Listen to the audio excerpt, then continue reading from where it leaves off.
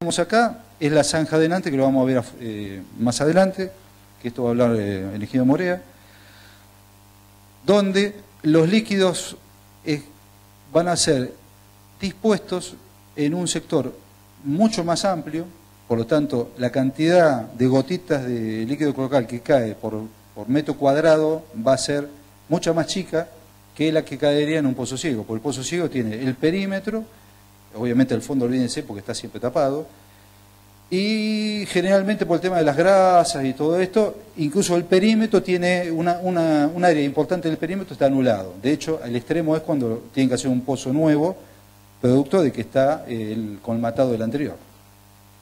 Ese sería uno de los puntos, ¿no? Entonces, de esa manera, no sé si alcanza a ver las flechitas rojas ahí, se va distribuyendo el líquido de tal manera que una porción más grande de terreno esté en contacto, o sea, las bacterias que están en el terreno, se coman, tipo Pac-Man, se coman la carga orgánica ahí dispuesta. El ejemplo hoy marino es el emisario submarino. El emisario submarino vuelca lo que antes caía en la costa, lo vuelca en 3 kilómetros 800, 4 kilómetros del mar y en 500 metros de estos difusores, digamos, ¿no? Este sería el emisario en vez de submarino, el emisario de tierra, digamos. Y las perforaciones, como le había comentado, es evitar de que se conecte esta zona superficial con la que vamos a traer el agua, a través de una aislación que lo vamos a ver en breve. Un problema que hay que tener en cuenta es que cuando se perfora, se va destruyendo la composición de los suelos, que era lo que impedía que se conecten los distintos acuíferos, ¿no? Por ejemplo acá esto era continuo así. Cuando uno perfora, corta esa aislación, en general arcillas o toscas, y genera que uno mismo por hacer la perforación tenga un inconveniente y aumente la vulnerabilidad, ¿no? Cuando se conectan los distintos estratos, con este, tenemos menor capacidad para que esto funcione adecuadamente. El otro caso bastante, digamos, común en General Porredón es el tema de las cavas. Hay muchas cavas en Batán, Estación Chapalmalal, que son las que se utilizan para, bueno, en la Ruta 2 también hay, para hacer en general los caminos o ladrillos.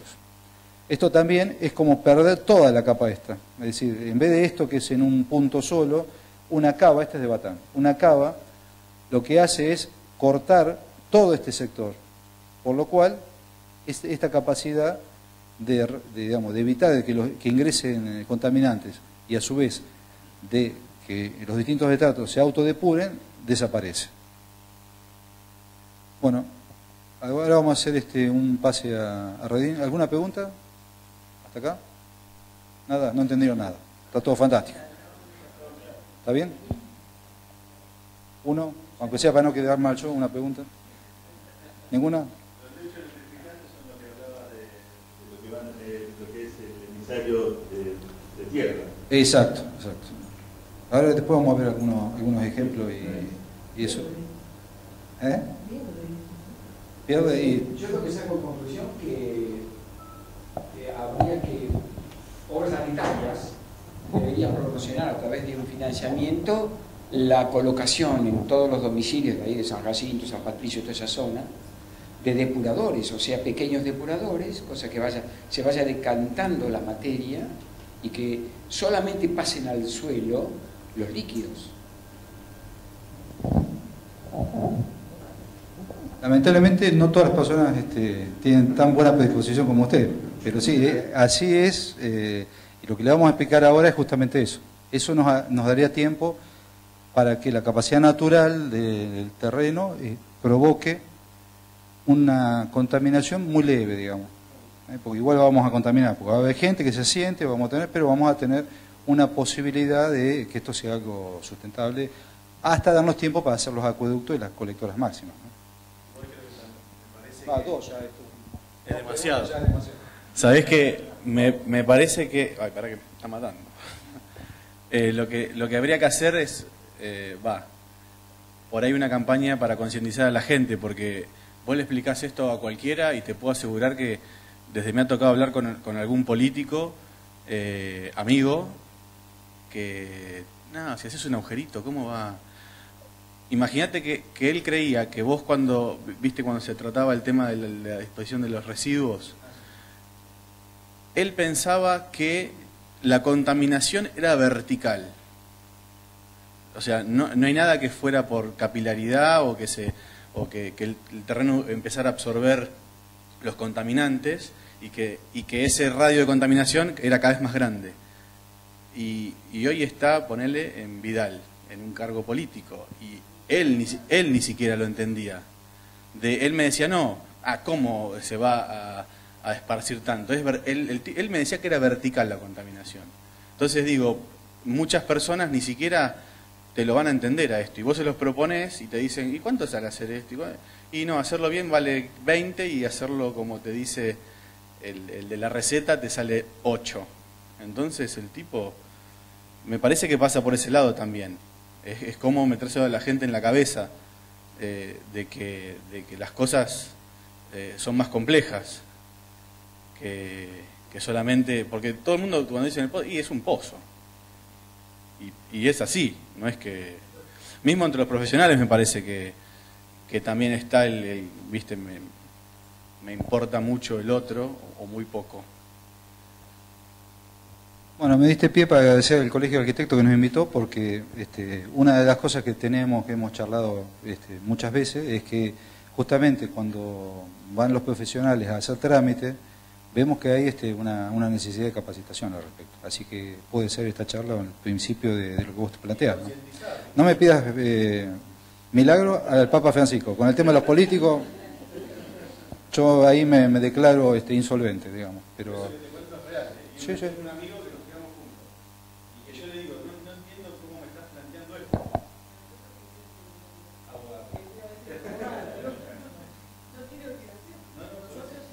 El grave problema que tenemos es que el tema de que las cosas son subterráneas, al no verse, este cuentito que les hice, la única forma de mostrarlo es haciendo la transmisión que estamos haciendo ahora, ¿no? No es un choque es en la vía pública, o lo ves el choque. Mucho éxito no hemos tenido también, el tema lo dejo como también un problema, ¿no? Pero tenemos, aclaremos, General Porredón es un caso atípico, lo de Japón es gracioso, pero en realidad considero que algo de eso hay, porque en General Porredón se ha invertido mucho en infraestructura, desde los últimos 20 años, y la infraestructura para los políticos es un problema, pues no se ve. Entonces, bueno, vamos a decir que ha habido política de Estado, como está de moda hoy, en la cual se ha hecho mucha inversión, o sea, el Marplatense hizo mucha inversión para cosas subterráneas. Así que por lo cual creo que es digamos, para darle algo positivo a la cuestión, creo que es una cosa que está muy avanzada a lo que es Argentina. Mar del Plata tiene el 90% o más de agua y de cloaca, ¿no? General Porredón, mejor dicho. No hay muchos lugares que tengan esa cantidad en Argentina. Tenemos las colectoras cloacales para dentro de 50 años. El emisario submarino tiene una capacidad enorme que nos va a permitir depurar las aguas y tener las plazas limpias por mucho tiempo. Bueno, no voy a hacer más marketing porque si no me van a decir para qué viene acá. Lo que vos planteabas lo van a ver ahora, que es esto que yo dije, cómo se hace. Para lo cual, acá tenemos en la a ver si lo puedo hacer acá. Ahí está.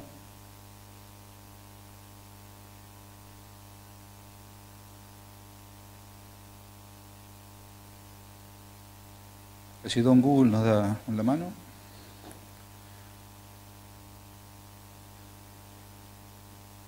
Y anda y todo esto, impresionante.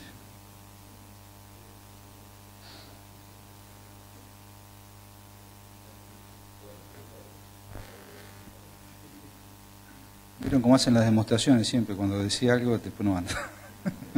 Aparentemente va a andar. Una consulta, los resultados del tener el funcionamiento del emisario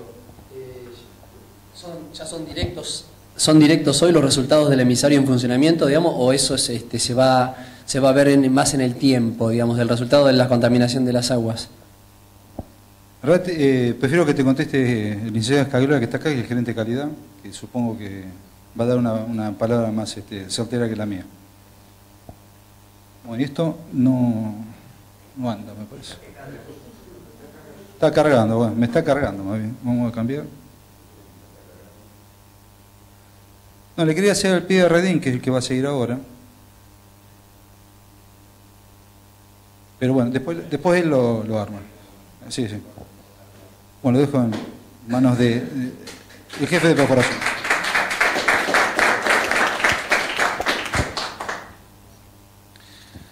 Bueno, buenas tardes. Yo no soy por ahí tan buen orador como Mérida, pero bueno, voy a tratar de arreglármelas. A lo que me voy a referir yo es cómo ponemos en práctica perdón, la construcción de un pozo aplicando ciertas condiciones para lograr lo que son las buenas prácticas de construcción de una perforación.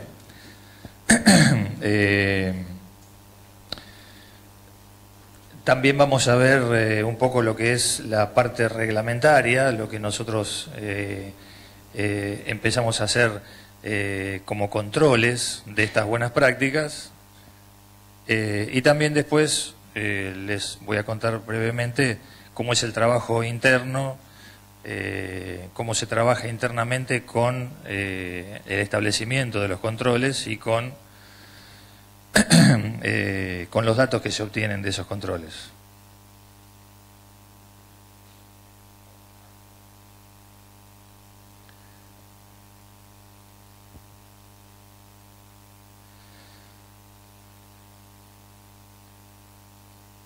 Bueno, en principio, esto está planteado, una perforación está planteado como una solución provisoria. Estamos hablando del abastecimiento de agua de un establecimiento, como puede ser una vivienda u otro tipo de establecimiento, que es un sistema absolutamente alternativo. Y eso, el que se ve obligado a construir una perforación para abastecerse de agua, tiene que tener claro eso, que es un sistema absolutamente alternativo y provisorio.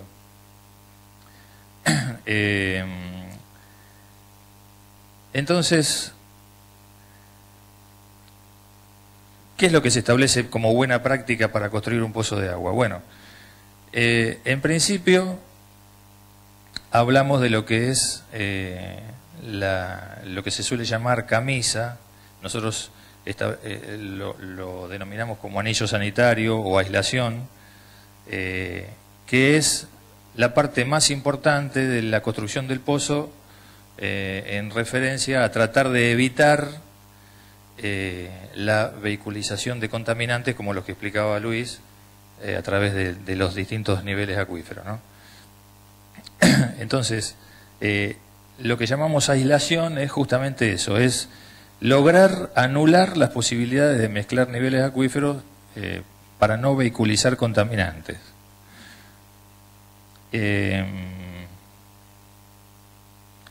Bueno, acá hay un esquemita de una perforación, de un perfil de perforación completado, terminado.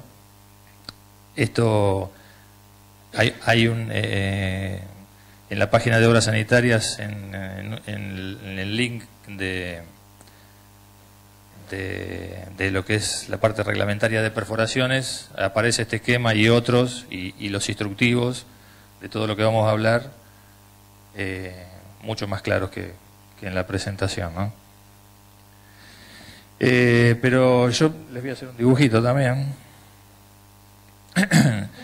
Se trata básicamente de esto. Si nosotros tenemos el nivel de suelo y tenemos un corte del terreno, la perforación, como les decía Luis, cada perforista tiene su metodología, pero en general tiene que ver con construir la parte que se perfora,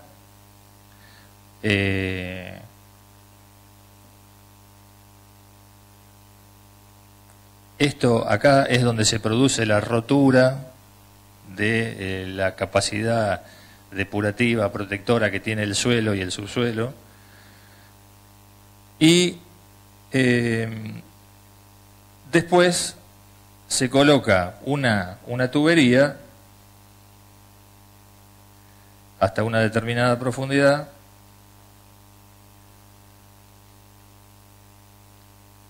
que va a tener acá una zapata o un retén,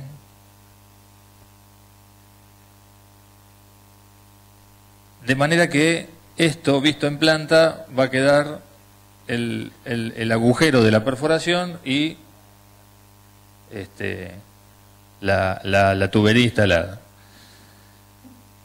Esta parte es la que se rellena después con una lechada de cemento, que se prepara con cemento y agua nada más. Me acuerdo que cuando empezamos a trabajar con esto, los perforistas que no entendían muy bien todavía de qué le estábamos hablando, nos proponían unas mezclas rarísimas de cosas para ingresar acá, porque todavía no entendía bien de qué se trataba o cómo funcionaba esto, digamos, cómo era que esto podía detener el ingreso de contaminantes, ¿no?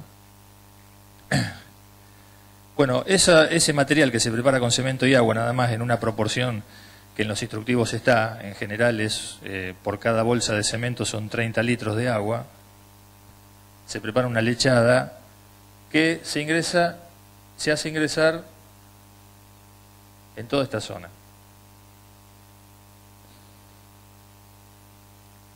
¿No? De manera que esto nosotros en planta lo vamos a ver completamente relleno así. Para el ingreso de este material, de esta lechada de cemento, en este espacio anular hasta una determinada profundidad, se utilizan también distintos métodos. En general, para un pozo domiciliario, esa lechada de cemento se echa por gravedad nomás desde la boca del pozo. Hay que asegurarse bien, los perforistas también, cada uno tiene su método para asegurarse bien de que esto acá no se les pase el cemento. Y este ingreso de este material así, chirle, bien liviano, hace que se inyecte en los niveles que son más arenosos o digamos de mayor capacidad acuífera de este primer sector de subsuelo. De manera que el agua, que puede estar por ejemplo a un nivel así, el agua subterránea que se va a dirigir en este sentido, por ejemplo, esto lo va a rodear. El agua que venga por este nivel acuífero lo va a rodear y va a seguir. De manera que el agua que se va a extraer de esta perforación es la que aparezca o se encuentre en los niveles más profundos.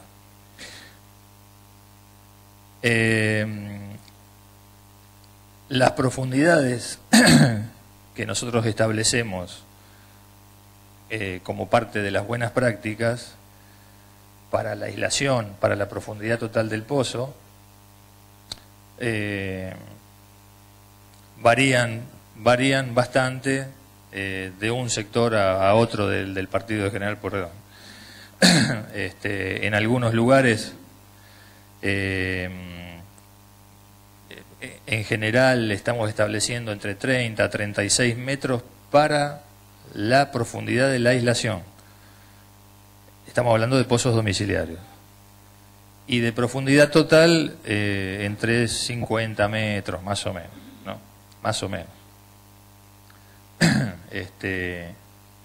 Así que esto es lo que tiene que ver básicamente con una buena construcción de perforación. Después está el tema de si acá se instalan una cañería filtrante con grava, para tener una mayor filtración, retención de partículas sueltas del terreno. Bueno. Pero eso es un tema absolutamente aparte, no tiene que ver con esta necesidad primaria de que el pozo no sea un vehículo de contaminantes desde los niveles acuíferos más de superiores a los inferiores.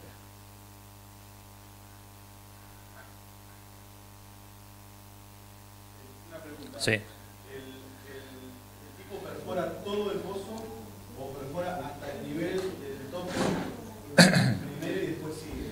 Sí, es buena pregunta, porque eso es parte de lo que te decía, que cada uno tiene su librito. Nosotros podemos considerar que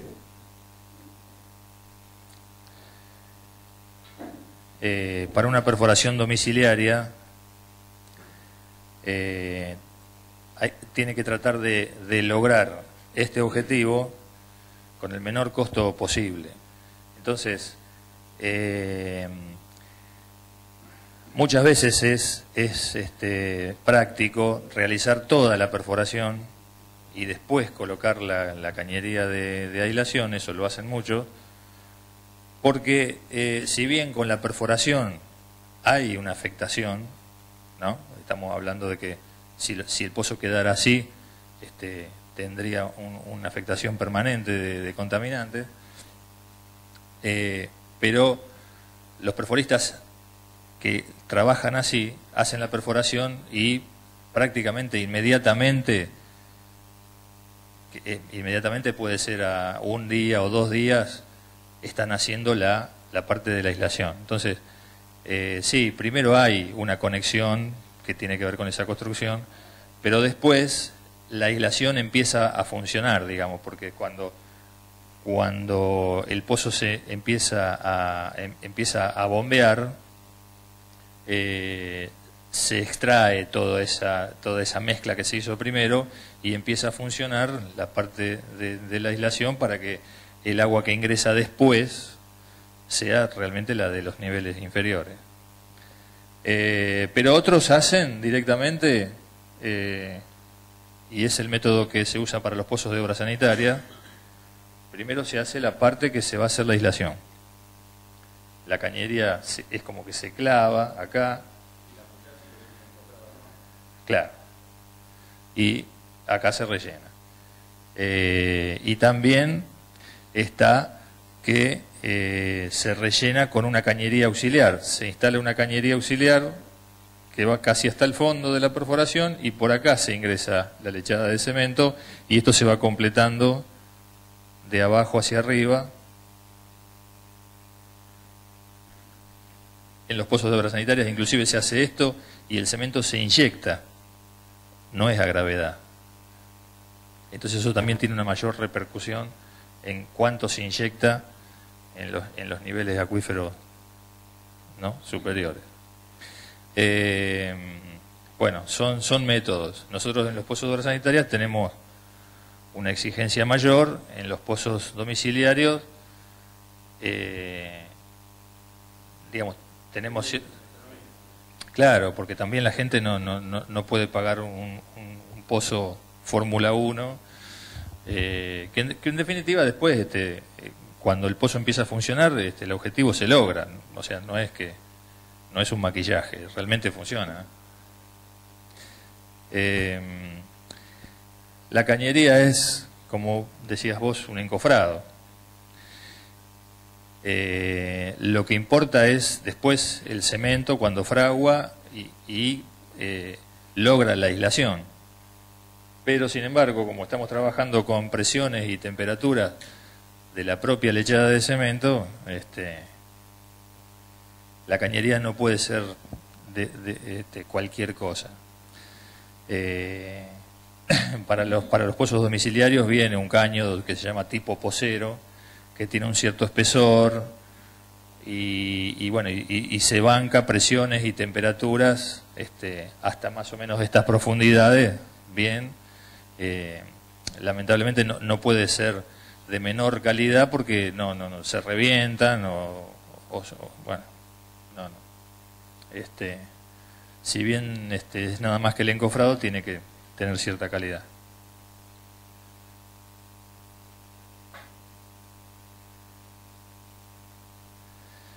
Este es un esquemita que apenas se ve, pero bueno, les cuento un poquito de qué se trata. Nosotros hemos, con el transcurso del tiempo y pudiendo obtener resultados de distintos sectores del partido, pudimos hacer un trabajo de comparación de lugares donde nosotros habíamos podido tomar una muestra de un pozo del que desconocíamos absolutamente cómo estaba construido y del que podíamos afirmar casi ciegamente que no tenía aislación, porque la aislación casi no la construía nadie. Nosotros nos hemos encontrado con pozos antiguos donde se hincaba una cañería para que no se desmorone la parte de arriba, para que no le ingresen raíces, pero nadie hacía el trabajo de hacer la cementación.